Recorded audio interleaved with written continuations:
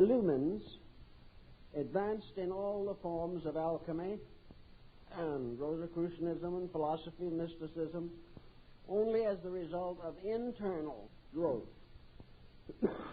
They grew from within themselves only. Their source of inspiration was within their own hearts. They were the heart-enlightened ones, and their authority came from the depths of their own natures. This was recognized as a major department of the instructed. Among the most important, of course, of the illumines was Socrates, who was self-initiated. That is, that he became aware through inward contemplation of the teachings and doctrines normally communicated by the mysteries. Because he was not an initiate, he was not forbidden to speak. But discretion again governed these people as in most other levels of mystical insight. Secrecy was not for the purpose of withholding knowledge. It was the protection of knowledge. And those who were self-initiated also were required to protect the sources of their instruction. Another famous illumine was St. Francis. Again, another was the famous German mystic Böhme. These people grew from within the seeds of their own consciousness. And today, this is regarded as a valid form of instruction. And it is valid because, for the most part, the modern truth seeker has to belong to this classification. He has to find his way, not through the official assistance of the state, as in antiquity, but as a result of the contrition, as a result of the dedication and the mystical insights that develop within himself. The illumine was usually an individual who passed through an initiational ceremony in his personal life. In other words, his life became his initiation. He faced the problems of daily living. He was often under very heavy burden of stress and pain and sorrow. Very frequently his life was tragic. But these were the testings of his own spirit. And those who survived, and most of them did, of course, were finally rewarded by a consolation of spirit arising within their own natures. This is where the average person of today finds himself in connection with his search for truth. The secular arts and sciences are well classified. If we wish to hire an attorney or a physician, we can get a resume, find the qualifications, and decide whether or not the person has the background we require. But in philosophical and religious matters, it is much more difficult.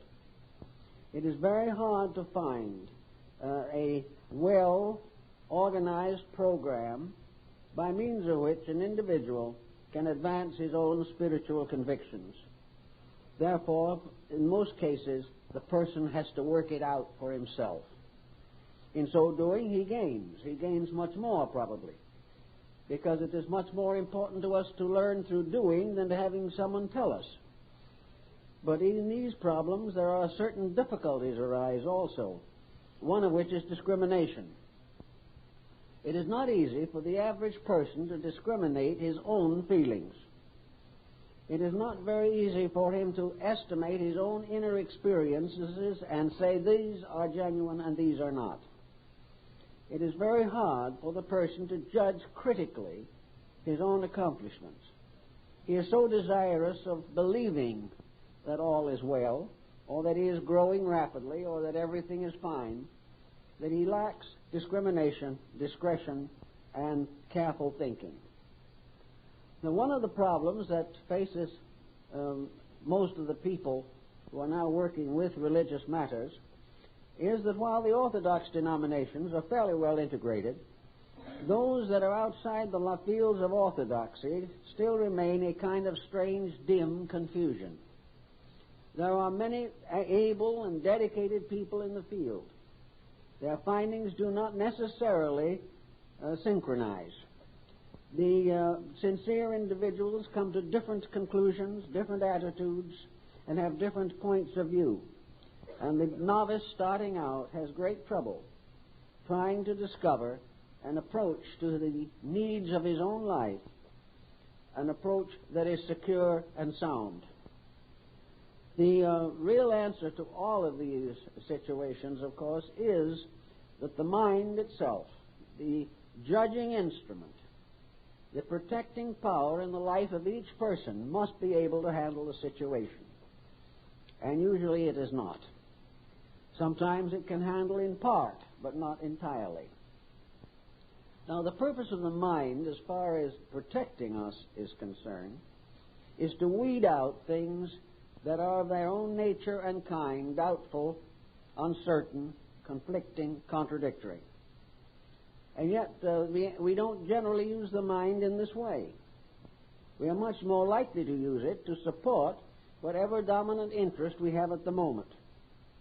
If we are sold on something, the mind helps to keep us sold and does not cooperate with us in order to find out the real basic facts involved. Now, in mysticism, which by its very nature implies mystery, we have a factor that is very difficult to work with, and that is the unknown. We have to work with the mysterious. And in so doing, we have to try to remove the mystery factor, because no one really functions well in the presence of the unknown. When we do not understand, superstitions increase, misinterpretations abound, and the individual can go off on side tracks and never return. So it is necessary to try, first of all, to get rid of unknown factors. Now, in a student-teacher relationship, it is very important that the teacher defends the right of the student to know the facts involved. The surrounding of facts with mysteries in order to bolster up uncertainties is wrong. If a certain teaching is pronounced by a teacher, the pupil has a perfect right to say, where did it come from? Who is responsible for this teaching? When did it begin? How does it prove itself in daily life? And where a difficult, mysterious, or secret instruction is involved, the teacher must be in a position to tell the simple facts of life to the student. And if the teacher says that he is bound by obligation not to tell, then he, by the same rule, should be bound in obligation not to bring up the subject. In other words, stay with what he can explain, what he can tell, what he can do, and never put on an air of mystery and say that these things are just too deep for common understanding. If they're too deep to be understood, they're too deep to be mentioned. Now, this problem is quite common in the field, that the individual has some feelings about the possibility of adding a depth or dimension of importance to a subject by mystery. Avoid it. Avoid trying to do it yourself. If someone asks you a question in connection with philosophy or with religion, do not take the attitude, well, that will be revealed in one of the higher grades. Either answer the question or else prove conclusively at the point where the information comes from. Mysterious implications are floating around these days by the thousand, and they are not good. They demoralize and disintegrate the defense mechanism of the individual against imposture. Now, it isn't always actually imposture. But, for instance, we can say to someone, where did you get this idea from? Where is the source of this instruction? Now, there can be a mysterious thing involved, or we can come out frankly and say, well, it began with a dream experience. I had an inner experience, and this is what it was. And this is what I believe it means. But because of the fact that it is an experience that came to me uniquely, and for which I have no official support other than the experience itself, the individual who listens to it has a right to make his own findings, to decide for himself whether he considers it adequate or proper or well enough authenticated. Now, for the most part, this type of thing is not necessary, because nearly every idea that we have in the field of religious philosophy is old. There's very, very little that is essentially new. Practically every concept that is necessary to help the individual to live better today has been available for thousands of years. It isn't the absence of ideas that has resulted in the difficulties we face. It's the fact that the average person is not sufficiently interested in the solution of problems. What the average person wants is to do as little as possible and enjoy life as far as he can. He doesn't want to take on discrimination or does not wish to discipline his own appetites. And because of lack of discipline, he is unable to judge the values involved in a religious decision.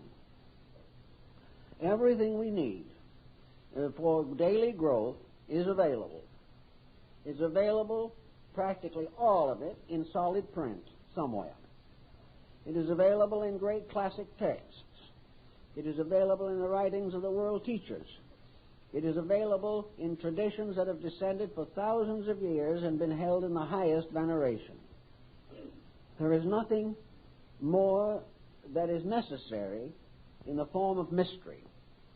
Now, it is true, beyond all doubt, as, for example, in the word mystery, when we look it up in the dictionary, the word mystery has as its first meaning religion. Today, our idea of mystery is more apt to be a mystery story or a detective play. But the original meaning of the word mystery is a sacred rite. And the most frequently referred to mystery in Christianity is the Eucharist. Mystery, therefore, is actually a spiritual experience. It is not a secret thing. It is a spiritual involvement in the common affairs of living. And the individual does not, as a result of mystery, come into something that is unknowable or unknown. It is something, however, that is a spiritual revelation based in deity. And in this sense of the word, we cannot go any further. The abstract mystery of regeneration, redemption, these things rest in the substance of deity. This we cannot hope to explain or define other than in terms of interpretation. But there is no essential reason why these things cannot be forthrightly and practically discussed. What we have to try to do is to realize that when someone in the midstream of life suddenly becomes involved in the experience of a religious need, suddenly comes upon a way of life religiously that is different from what they have previously known, and they find this new way of life helpful, useful, solutional, inspiring, and constructive, they nearly always want to share this knowledge with other people.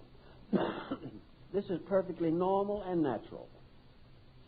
In order to share this knowledge, it becomes necessary for the newly acquired knowledge to be analyzed, dissected, and digested by the person to whom it is given. Someone comes along and over the back fence and says, "I've just read a book that's just wonderful. You should read it." Well, so the book is handed over the fence, and a line of belief is transmitted. Now, what this belief is, the man who hands the book over the fence may not know, and the one who receives it knows less. But it is something that seems to inspire, seems to help, seems to give justification or support in the problems of life. And today especially, we are all reaching out for this type of support. We are all experiencing the need of inspiration, of encouragement, and of some type of vital doctrine to give us new securities within our own nature. Paul was right beyond all question when he pointed out that there is only finally one security, and that is the security of faith. The final answer to all the questions relating to man's spiritual experience must be faith. faith in the reality of things unseen, faith in the existence of something superior to the problem which we now face, faith in future, faith in self, faith in loved ones, faith in nations and in the world. Everywhere there must be a faith upon which to build. But faith, unfortunately, has to be supported in some way. Faith floating in the air doesn't seem to do very well. Faith is not only a problem of a belief in realities. Faith is an ability, in a sense at least, to rationalize realities. Let us take an example of a person such as Plato. Plato was essentially a philosopher. But like most philosophers, he discovered in the course of time that philosophy is a rather dry, dusty subject. He found that he could study philosophy all he wanted to and come to some tremendously vibrant, vital, practical conclusions. And yet philosophy didn't give all the answers. What philosophy did give him was the power to discriminate. Philosophy helped him to organize common sense. Philosophy was actually disciplined common sense. In some mysterious way, philosophy helps to prevent the mind from going off the deep end. It helps the individual to think things through. It helps the individual to weigh values, to determine what is honest, what is not honest, to decide for himself the results of cause and effect in their pattern sequences in his own living. So philosophy gives the person a discriminating point of view. Having achieved this, having come to a certain realization of what is fair, what is just, what is honest, what is honorable, then the individual can project these concepts toward the abstraction of faith. Faith is more or less the individual's heart, supported by the findings of his mind. Faith is a direct experience of believing, but faith is made content or made rational through organizing mental resources. So wherever there is a faith, we have to build something under it. And whether we realize it or not, we drift inevitably towards philosophy, because philosophy is trying to help us to supply a rational point of view. It is helping us to prove, for example, that God is absolutely necessary. Faith is the recognition of a divine principle. But the individual can say, I can be an atheist or an agnostic, I can accept or I can reject. Philosophy says, no, you can't. Philosophy tells us that if you think it through, you have to come to faith. If you think through the creation, you have to face the Creator. If you think through the laws of nature, you have to find the lawmaker. So that the mind, disciplining belief, prepares the way to support the highest of all faith, and that is faith in the absolute perfection of the divine purpose. Now, when we start out trying to help people with problems, we have to try to find ways in which we can share beliefs that are valuable to us, and at the same time not subject the listener to difficulties. It is a mistake to assume that knowledge is transmitted finally through words. It is not. Knowledge is transmitted through insights which have to be developed within the person themselves. So whenever a new student or a new person becomes interested in the involvements of a philosophic life, it is very important that the teacher, whoever it may be, begins on the level of deportment. Now, this is where most teachers do not begin, and they find it too discouraging if they do. The moment you tell an individual that he has to change himself in some way, you're apt to lose a disciple. He wants to remain as he is and be better at the same time. He wants to recover from all of the sorrows of ignorance, but he wants to remain ignorant. Now, this point of view has to be faced whenever you attempt to communicate knowledge. Knowledge has to be communicated on a progressive basis. The individual has to learn that he has to grow, and that knowledge that does not support growth, or growth that is not supported by knowledge, is not valuable.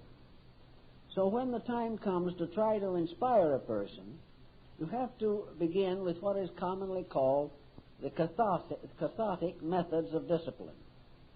These were the ancient Greek mysteries of the ancient temple rites.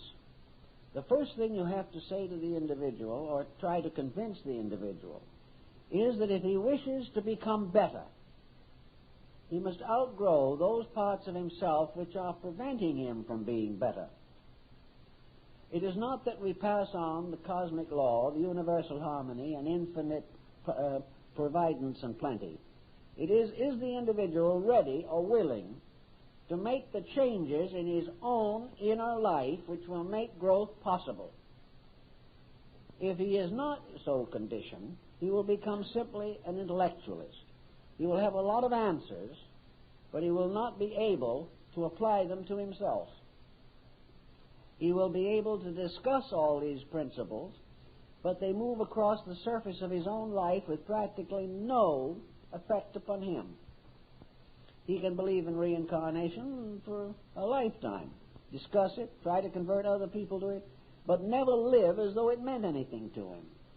Never becomes part of a determination to change his own policies, to deserve a better embodiment. To deserve a better embodiment is the primary end of the doctrine.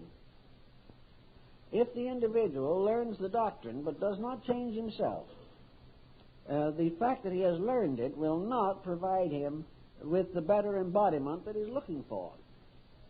He must make everything that he learns mean something in his own daily conduct. He must grow constantly in grace of spirit. He must do the things that he believes. If he does this consistently, with a little quiet leadership, he will gradually reach a point where he can experience some of the transformations referred to in the matter of illumination. These transformations arise when the person changes his own orientation. He cannot remain as he is and be different. And the only way he can grow or outgrow a problem is to become a solver of that problem, never to escape it, never to avoid it. It is useless for him to try to mentally cast off the problem as long as he doesn't solve it in his own life. So when you start out on yourself or anyone else in matter of teaching, make sure that every new idea that comes into your consciousness produces a change in conduct. Let it be, if possible, a gradual improvement of the whole nature. Now, most persons starting out in these fields, in middle life especially, come to philosophy or idealism or mysticism because of difficulties. They are sad, they are burdened, they are sick, they have broken homes and wayward children, they have all kinds of difficulties, financial, personal, psychological, emotional, mental, and occasionally serious physical ailments. These people are therefore looking for something more than they have previously had in the form of insights. They are looking for some way to straighten themselves out. Now, they may not put it quite so clearly as that. What they're really saying to themselves probably is that they want to know something that will change these problems. They don't want to change themselves primarily, but it gradually becomes evident that they will have to. But having decided to try to find a better answer to the problem of life, then, of course, as we have always pointed out, the first thing you have to do is take the personal inventory. What is the matter? Now, the average personal inventory consists principally of trying to prove why other people are responsible for our miseries. It's surprising how few people have ever done anything wrong themselves. They're all victims. Well, a lot of people are victims, let's face it. As particularly, they are victims of social problems, of the tremendous shifts and change and crises in world events. They are in trouble, and at the first look, it doesn't seem as though it's all their own fault. In some cases, it looks a little that way, but in some instances, there seem to be legitimate excuses. But the only excuses that are legitimate at all are those which arise from natural ignorance. The individual who doesn't know any better is apt to be in certain troubles. But if he doesn't know more and learn to know better, he will stay in those problems. So he can start in to find out what his own resources are. He'll try to discover just what kind of a person he is. And sometimes one of the best ways to try to figure that out is to do what the Pythagorean disciplines did, cause the individual to go back over his life in reverse and see exactly the effects of the various causations for which he was responsible. The individual who bought that non-existing stock because he thought he was going to make 25% premium a year on it and resulted in loss of everything was responsible. He wanted an unreasonable profit, so he lost. If he had been conservative and practical, he might have been all right. But in his greed, he destroyed himself. And time after time, the mistakes that we make ourselves become our own undoing. Usually because of ulterior motive, usually because we have got some kind of a little conspiracy in the back of our mind somewhere, or because of some desire to notoriety or fame or distinction or wealth or something. So we have to start in by going over these and finding out what the troubles are. It gradually becomes evident, as was taught in the Greek mysteries, that a certain purging is indicated. You have to clean up the life. You have to get rid of those elements in the life which are not worthy of you. You have to get rid of those endless arguments and dissensions, those bad spells of disposition, the temper fits and the hysterias and the gloom and the blames, and we have to get over living in the past. I know an individual who has been living in the past every day for the most of the present lifetime, and yet the one thing they're grateful for is that they don't live in the past. They don't even know it. So you have to wake up to some of these facts. You have to wake up to the fact that old grievances are still working. And you are looking for knowledge. You are looking for understanding, for insight. You're looking for faith and hope and love. You're looking for to be a better person. And you have to get over yourself as a stumbling block. So that is where all instruction has to start. The individual doesn't have to wait until he's reformed before he tries to learn anything. But he should make a voluntary obligation to himself that with every new idea that he gets, with every new interpretation of life, he is going to correct a personal fault. If he will do that, he will find his growth is much more rapid. Now, some people are placed in positions where it doesn't seem possible for them to perhaps to correct these faults very rapidly. Situations are dominating their lives, and they cannot resist the pressures of them. But there is another angle to this also. It is possible, very often, to reduce and simplify life. Most people are too complicated. They're also too much set in ancient ways. One thing many people will have to do probably is to reevaluate what life has already meant to them. If a person reaches 50 or 60 with a certain life pattern, one of two things must happen. Either they're going to carry that pattern to the grave with them, which is the line of least resistance, or they're going to make a very severe and hard effort to break it and start out on a new pattern while it's still possible to do something with it. Wherever a pattern that brought a person to middle life discontented, unhappy, unadjusted, insecure, and frightened, that pattern has to be changed. If it isn't changed, they will go out of this world into the next life frightened to death.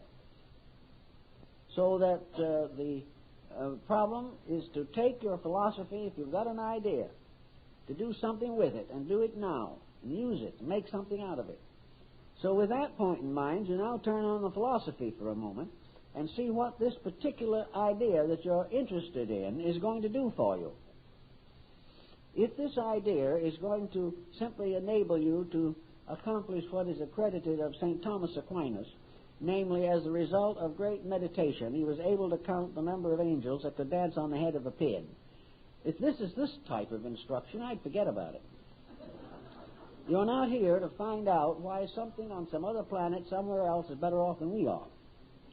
We're not here to dream of utopian escapes out of this world. We're not here to work with subjects which, after we've learned them, leave us exactly what we were before. We can learn all about the mysteries of the universe and still remain tired, disconnected, discontented people. So whatever you're going to take on has got to have utility. It's got to have value right now. It's got to do something for you with the problems you face today. It is not the type of thing in which you can afford to follow a belief that is going to make things marvelous for you 10,000 years from now. You have to start now. So whatever you're studying must help to make you the person you must be to solve your own problem. So you can remember that some of these byways are perfectly fascinating. You can learn more and more about it, less and less, until, as Albert Hubbard said, you know all about nothing. Some of these philosophies and the beliefs are charming. And if the individual is happy, well-adjusted, and likes to have a little recreational reading, fine. You can have a lot of pleasure with it. But you have to have something that gets at the facts right now. And these facts are that you must improve your personal relationships with life. Now, how do we improve personal relationships with life? First of all, we have to take on an attitude which nearly all great religious systems have affirmed, namely that we are here to learn. We are here to grow. We are here to do something. We are not here to float around on flowery beds of ease. We are not here for the gay life, or for the wealthy life, or for a lack of responsibility, or to spend all of our time in leisure and dissipation. We are here to learn something. And until that becomes a basic part of our commitment, we are not going to get out of this problem what we should. So if we will remember that we are here to be better every day in actual, factual growth, that we are a little more honest every day, a little more kind every day, that we have better control of our tongues, that we have better discipline in our relations with life, that we use our funds better, that we take better care of all responsibilities that come along, and that less and less are we concerned with the primary satisfactions of our own desires. Gradually, we get into harmony with the law of living. And when we do that, then we begin to see how we can grow and teach and become helpful to other people. So the catharsis should come first.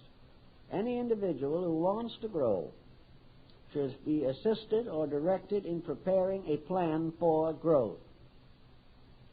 And this plan should not be to make life easier. It's to make life better, with the realization that in the end, in the long run, the better life will be the easier. But in the meantime, it may require considerable discipline and some self-sacrifice to make it work. So in the next point that we want to try to bring up is the relationship as it was found in the Orient between a teacher and a disciple. This is a very touchy situation, especially in the West. Because in the West, we do not believe in anybody obeying anything. The individual wishes to do precisely as he pleases. To us, freedom is the right to make mistakes. And if anyone tries to prevent us from making mistakes, we get real surly about it. We're not very happy. We do not recognize that freedom is the right to be right, and that freedom is also the possibility of being right regardless of circumstances. So instead of following the old Oriental pattern of learning to lead by following, we want to start by leading. We want to begin where discipline really should be in midstream rather than to start at the beginning. The old Indian guru system was based upon the individual learning to obey on different levels. And the learning to obey was a quiet method of getting over self-will. In the old Babylonian Talmud it said, self-will was the cause of the fall of the angels. Self-will is, I will do as I please. And the only way you can get over that is to discipline it. And in the Indian system of education, the discipline began with the gurus. The guru is an elderly gentleman. He'd be the last person in the world to tell you that he was divine. He wasn't. He was a kind of philosophic parent, trying to do what most parents do not try to do, and that is to truly mature their children. The old guru was a mentor. The disciples lived with him over periods of years, worked with him every day, and in every instance his will was law. No one would have thought of crossing him. No one would have disobeyed him on any account, because he became a symbol of discipline. When the disciple became wiser than the teacher, he went to another and more advanced teacher. But the teacher did not try to run his life simply because he could get away with it. The teacher was there to make certain that the disciple in all things was obedient first to his teacher, second to the laws of the universe, and third to God. These obediences were necessary. Without them there could be no growth. So today, when the person learns something of a nature more advanced than the commonplace, he has the problem of being obedient to it. He has the right and necessity to obey truth as it is given to him to understand truth. If truth says, thou shalt not steal, he will not steal. If the truth says, thou shalt love thine enemy, he will love him. Because this is obedience to a law bigger than personal feelings. And until we outgrow the personal feelings, we will never experience the divine feelings. So in each instance, the individual is moving towards obedience to higher convictions of life. And in so doing, he is gradually enlightening, broadening, deepening the foundations of his own integrity. And having come to a certain degree of integrity, he is then in a position to make decisions that are completely impersonal, completely fair, completely just, and completely good. Until he is able to make these decisions, he cannot go on to a higher level of insight. So we have to try to bear in mind that with all the studying that we do, that we mustn't simply assume that we can read our way into nirvana. We must take thoughts and make these thoughts, where we understand them and believe them, an essential part of our own instruction. There are many very lovely and beautiful little books that have been written, like Thoreau's Walden and some of these books, that have wonderful messages in them for simple people who are willing to live the dignity of their own simple life. There are beautiful thoughts for all of us that will enrich us and ennoble us. But when we find a beautiful thought, it's not enough to memorize it or to say how wonderful it is. We must immediately put it to work. It must mean something right now. If we are able to apply these beautiful thoughts as we are capable of understanding them, gradually we will modify and contain the pressures within ourselves with greater dignity. Having reached a point in which there is no longer conflict between what we want and what we need, we are coming very close to the entrance to the sanctuary. We are coming very close to that condition in which it is going to be possible for us to go on into the more positive forms of discipline beyond what we are doing at the moment. Having gone through the purging problem, the purification problem, the individual enters the sanctuary for the next step. And this next step is dedication. Having prepared the body, the mind, the personality for service, having dedicated the life to the service of good, of truth, of deity, and of our fellow human being, we are then ready to go on and prepare for the ministry that we may have, whatever it may be. So the second or higher degrees of these rites had to do with the basic instructions which could be communicated and which would assist the individual to live the good life. It becomes a matter in which the person no longer lives for himself. He becomes truly the pen in the hand of the ready writer. He becomes an instrument of the universal purpose with no desire to be anything else. Now, in doing this, however, we mustn't assume that he necessarily goes off into the wilderness somewhere and becomes a hopeless ascetic or someone who has given up all contact with life. This is not it.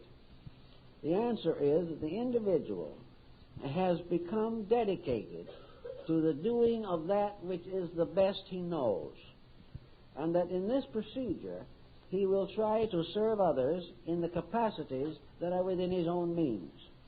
Now, in India and many of these other foreign countries, capacities are determined very largely by background skills. Supposing we say that an individual has become a physician, and as a physician he has then gone on and become a disciple of some Indian teacher. Or perhaps he became a physician, like in my little story of the Guru, because that was what his teacher wanted him to be. And, of course, his teacher's word was law. But anyway, this man has become a physician, and he is now a disciple of a school. He is part of a hierarchy of the Guru's structure, as it is in India. Immediately it becomes obvious that regardless of anything, any circumstance that may arise, selfishness has died in that doctor. Abuse of any privilege is impossible. Exploitation of his profession is impossible. The neglect of the sick because the sick are poor is impossible. Everything is now tied around a pivot of integrity. And whatever that profession may be, it must be always honorable, completely and formally in integrities alone. We find it in Japanese Buddhism. We find in the Amida sect particularly that the path of discipleship is simply a path of honor that is impossible.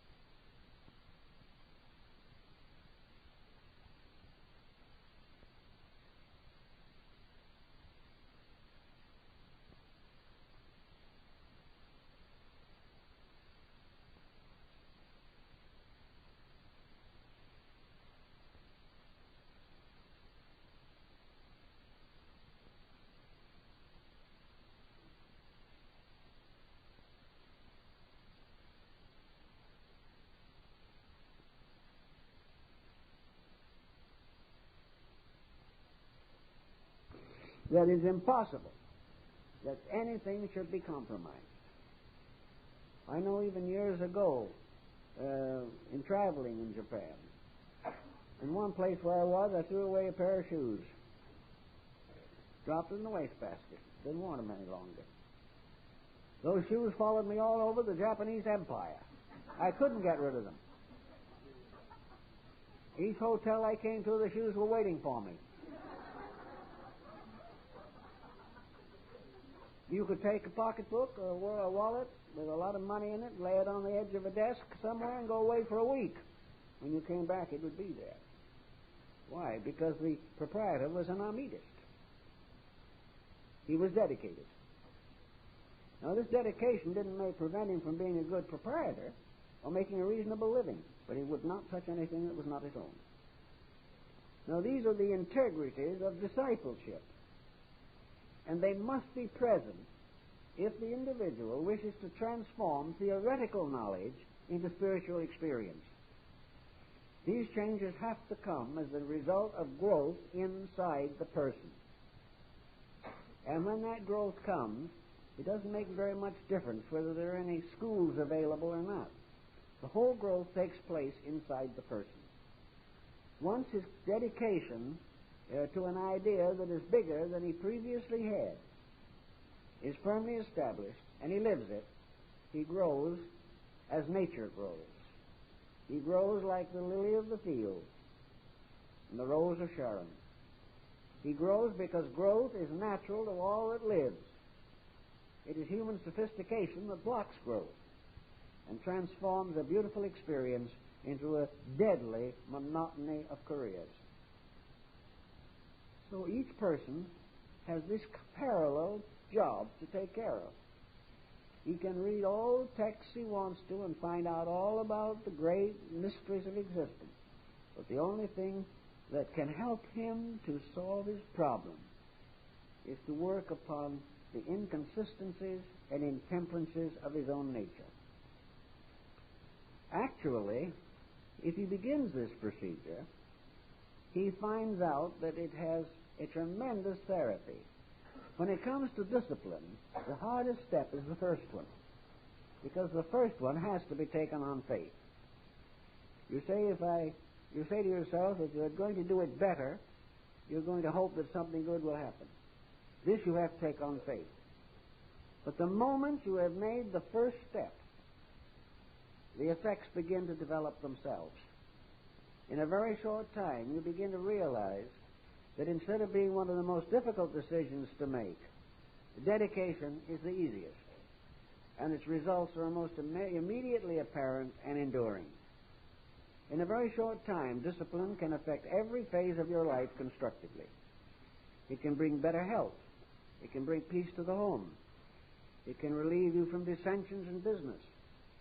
It can get away from all the intemperances and problems of political structures today. A little discipline, and you begin to digest better. You sleep better.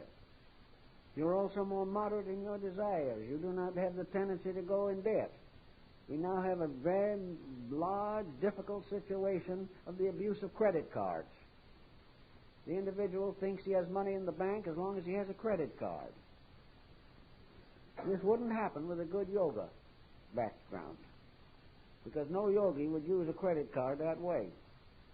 In fact, he probably wouldn't use one at all because there's nothing he needs. But presuming that you are a disciplined person, you can use all of these privileges and make life a little simpler and easier. But without discipline, everything is perverted.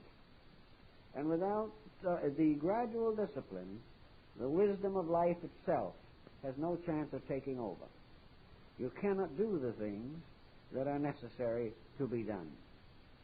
Another important point about discipline that I think is very valuable is that whereas we think very largely of discipline as a specialized skill, and actually discipline is by far less intensely specialized than most of our career problems. Discipline doesn't mean that you can only do one thing.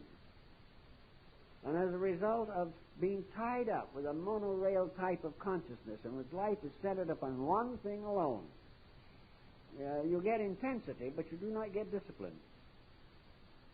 Discipline is something that can be transferred from one object to another almost instantly and be equally valuable in all relationships.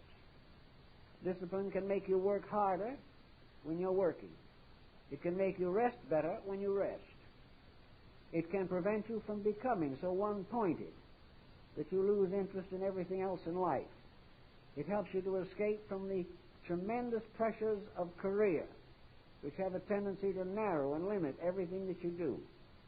Discipline tells you when to pick up the career and when to lay it down. Discipline will prevent you from bringing the job home. It will enable you to solve it where it should be solved. Little by little, discipline enlarges your foundation. It gives you time and skills for art, for music, for every type of thing. But always, wherever you have a skill, you have a discipline. And where the greatest of all disciplines is the discipline of living, then you have the greatest of all skills. If then you are really interested, then I think one of the things to do for everyone is to begin with a very simple understanding. If you are in doubt and you do not know just exactly what to do about some of these things, then probably start with something like the Sermon on the Mount or with the various words of Christ as recorded in the New Testament. Simple admonitions to love one another and work with them until you've solved them. Remember that the meek are the blessed, for they shall inherit the earth. Get away from the false sophistications of things. Take the simple facts of life. That if you cannot love your brother whom you have seen, you cannot love your God whom you have not seen. And many people who are not speaking with their brother at all are quite certain they're deeply in love with God. They haven't learned the lesson. They haven't picked it up at all. So take the simple things first. I saw a little note in the paper not long ago that I thought was rather cute, and that is that it has taken 35 million laws to enforce the Ten Commandments.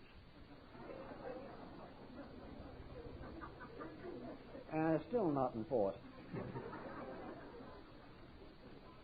Just imagine what would happen if the average person simply settled down quietly and said, I don't care what's on the books. I believe in the Ten Commandments and I'm going to live them. It would change the whole destiny of the world. But it would interfere to a certain degree with a lot of personal ambitions. It doesn't sound very spiritual. That's another problem we have. Things have to sound spiritual, whether they are or not. If they're glamorous, they sound spiritual. And if they're not glamorous, they sound more like hard work. Well, growing is hard work, and always will be. But it's very rewarding work. It's like a farmer with a good field. It takes a lot of work to bring in the harvest, but it's a good harvest if he brings it in. Everywhere in this problem, we have the constant need for getting down to the simple, direct practices of the principles of integrity.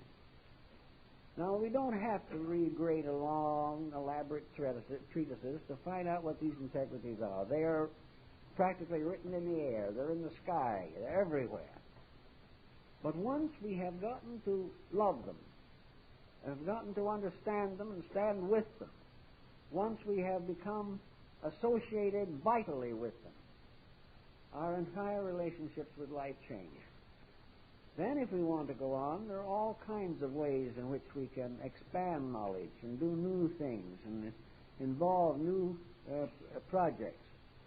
And there's also the final work that the teacher has to do, and that is to take the understanding that he has and help to apply it to the problems of those who come for help. He has to try to show what is necessary. And he will have to show by very simple means that the individual must keep the rules if he wants to get the results.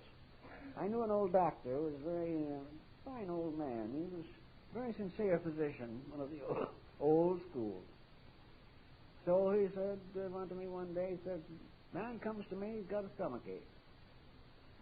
I said to him, George, you know why you have that stomachache? He said, yes, I guess I do. You don't eat right. You don't think right. You don't live right. How do you expect your digestion to be any good? Yes, I guess there's some truth in that.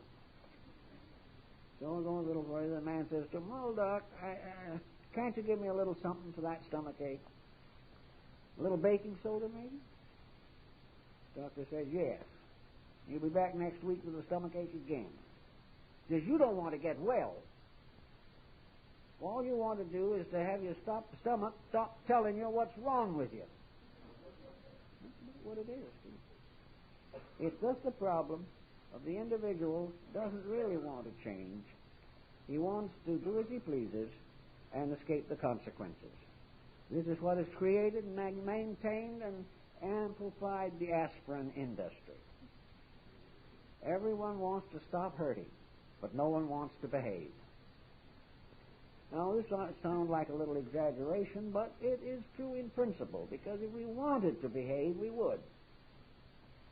And religion, philosophy, all these things arise from the common grounds of the individual wanting to improve, to be better, to accomplish more, to be more useful, to be more satisfied with himself, to have a sense of internal dignities and values.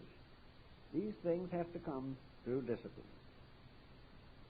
So if someone comes to you and brings their problem, you can probably, after a little while, by looking back on your own life, you can say to this individual, I think I see what the trouble is. Now, I can't cure it for you, but I can tell you what I did for myself with it. Maybe it'll help you too. And try wherever possible to advise what has worked for you. And if you've never tried it yourself, be a little slow to recommend it to somebody else. Especially if you know you should have tried it. So try to always advise from the basis of achieved experience. And if your own experience is not quite adequate, then try to gather some other help from sources of similar attitudes and similar concepts. If you want to try to find natural ways of healing, work with natural healing methods. And find out, as all do in time, that there are rules governing these things. Now, the person who is a spiritually successful person is not one who has accomplished all kinds of outside things. It is the individual who is able to daily maintain serenity of spirit and continued usefulness. Now, another problem we have in this field very often is this lack of usefulness. The individual who sees a little light somewhere wants to sit back and pontificate about it. They want to go and have other people sit and listen to them tell about it. This is not the real answer to the thing at all. If we have a little bit more light, a little bit more of insight than we had before, we must be useful. Too many persons reaching retirement age think of rest as freedom from labor. It is not. The only thing that results from freedom from labor is boredom. What we really need to do is to take the new information that is coming to us and do something with it. Now, we may not always know just what to do. And in a very highly complicated civilization like this, there are many times when it's almost impossible to figure out what we can do, but we must try. And there's always something we can do. Everyone who would become enlightened must become a server. They must do something. They must help those in trouble.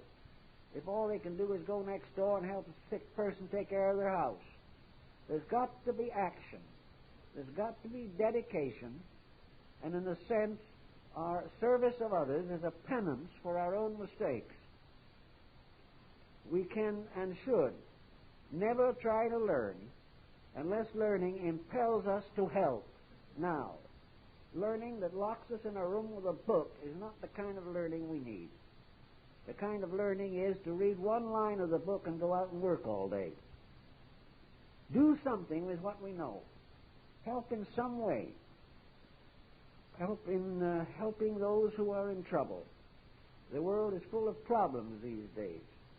And each person who grows must at the same time ask very devoutly, very simply, very honestly, what can I do with what I'm learning? How can I prove my dedication by using what I know for the greater glory of truth? We have to think at this at all times. There must be effort. We cannot simply pile up knowledge in the mind or pile up good feelings in the heart. We've got to do something with them. They've got to go out and serve. They must some way make a better world. And if we can do that, then we will be able to really instruct people in the proper manner.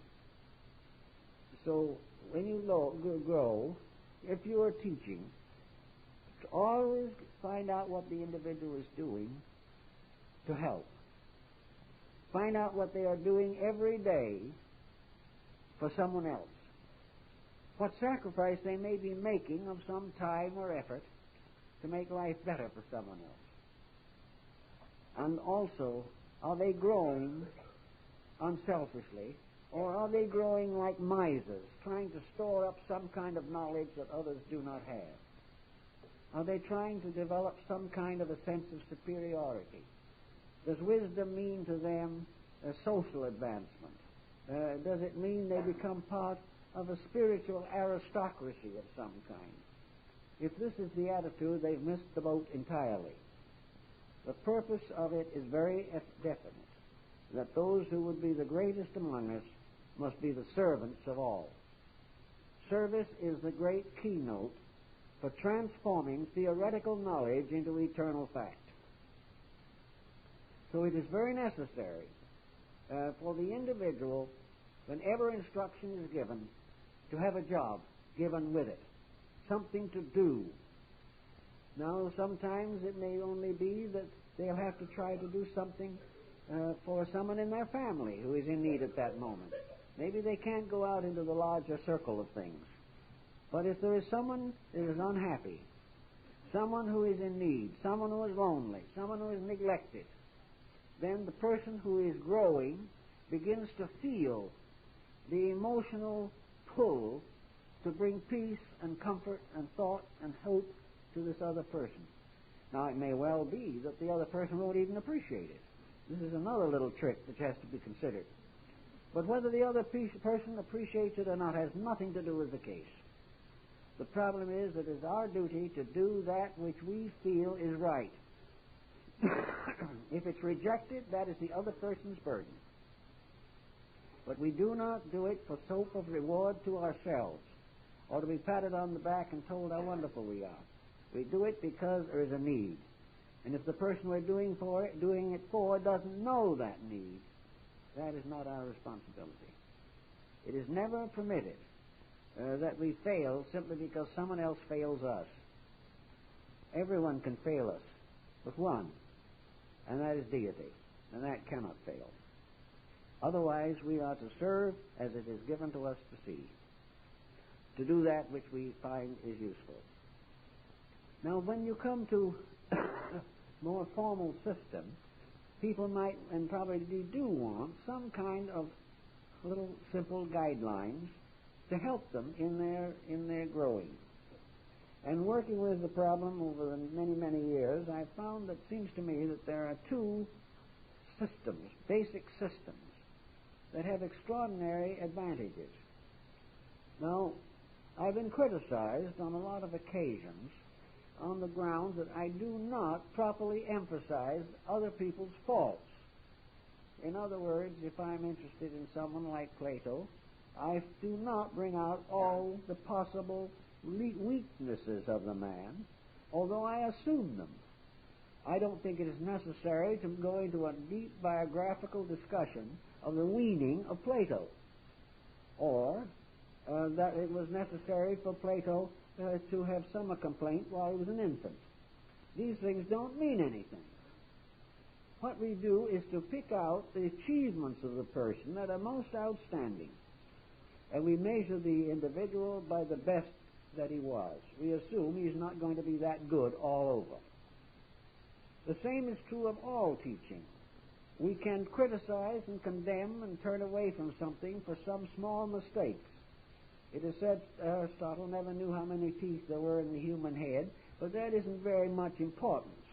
The important thing is his great essay on metaphysics, which is one of the best things that the world has ever had.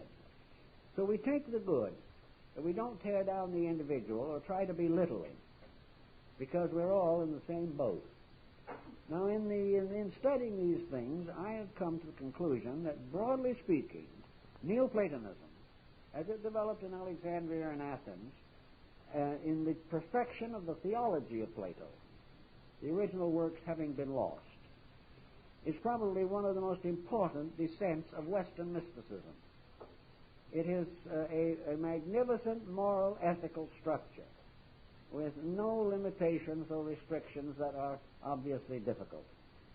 For the Eastern systems, I like Mahayana Buddhism because it represents probably one of the most completely idealistic systems that we have. It is free from most of the confusions and discords that have affected religions from early times. These two systems seem to suggest a practical background of self-discipline. Both of these systems emphasize simple living.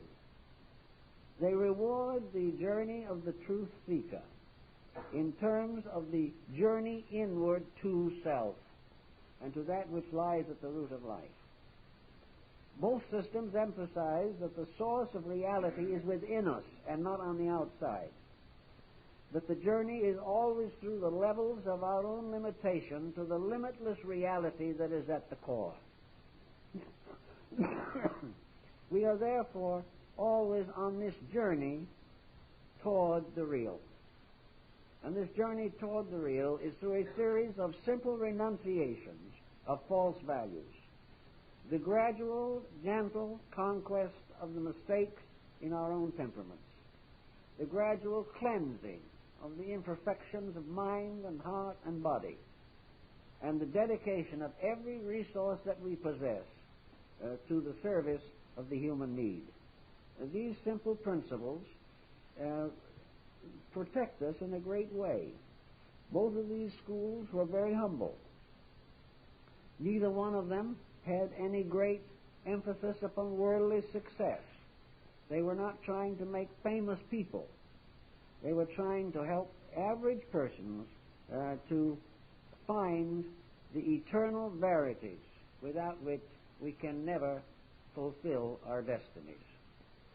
So these two systems have always had a great interest for me philosophically. And between these systems and in other systems brought together, we also come to the principal contribution of Christianity to this system. Christianity is essentially mysticism. Christianity is an internal experience of the mystery of infinite benevolence. It is the inner experience of the absolute unconditioned love of God for all that exists. And it is to be copied or to be reproduced in human action by the individual loving his neighbor, his brother, and his world. So the direct experience of love is a Christian mysticism. The direct experience of enlightened wisdom impelling to love is both Platonic and Buddhistic. Altogether, they form a kind of victorious triumphing of powers, through the understanding of which the life of the average individual can be simple and reconciled. These major systems have stood the test of ages. They have stood these problems of centuries. They come down to us with their substances intact. And they also tell us very simply that all wisdom, all the things we are trying to do, are summed up in the simple experience of love, the divine love for all that lives. And that where we truly love, not as personal love, which is only an aspect of it, but as a complete love of truth, love of God, love of humanity, love of beauty, love of wisdom, all these unqualified dedications of unselfish love to the objectives of existence. In these areas we achieve the highest form of mystical insight. There is really no need for mystery. There is no need for any kind of strange secrets. The secret thing, of course, if there is a secret, is that the love that we talk about in mysticism can only be experienced. It can never be communicated. It is something that can happen, and no one will ever be able to define what happens. But it is a sudden sense of at-one-ment, a sudden sense of complete unification with the infinite benevolence of deity. And moving, living, guiding, hoping in this atmosphere, we go on through life in a very simple and gentle way. And having broken no laws in our own daily conduct, we come in the end to release from all of the debtedness with which most persons' lives are burdened. It is a very simple and reasonable way of approaching this problem. And it means that the disciple who wants to learn must try to find the simple contact with the teacher. In the Indian teaching system, the contact is simply that the disciple has genuine sympathy, follows the instructions, and achieves the ends. And the teacher, in turn, is extremely careful never to communicate anything which can possibly result in further complications for the disciple. He will not tell the disciple more than the disciple can use. The moment he tells him too much, he will abuse. The moment he tells him something not understood, the disciple will misunderstand. So that it all begins with a very simple, gentle method of instruction, such as you would use with a child. That you learn, that you teach the child its alphabets first. That you teach the child the simple lessons of daily conduct. Because discipleship is another kind of childhood. It is a growing up in grace rather than in body. It is a growing up in insights and in understanding rather than in physical form alone. But every disciple starts a new infancy when he puts his feet upon the path that leads to enlightenment. He becomes again as a little child, growing up in a different kind of world, learning a different kind of lesson, and coming in the end to a mature and completely satisfying realization of values. Until this is accomplished, the discipleship is not complete. So that with thoughtful persons who have already advanced somewhat in these matters, a discipleship can be set up by the individual himself. He can be a disciple to his own integrity. He can be a disciple to the enlarging vision of his own inner life. He can follow the rules and laws which he has set down for himself as being necessary to his own salvation. These things can all be accomplished, and the individual will grow naturally and simply and honestly, and there'll be no strange mysteries, no fantastic phenomena associated with it. It'll be a simple growth, day by day, toward the light. And in the course of a lifetime, this goes a long way. And the moment the individual really gets himself into the pattern of things, he will never leave that pattern. And though he may require many embodiments to complete it, once he puts his feet upon the path, makes his dedication to his own higher self, he will continue to grow until the final desired end is achieved.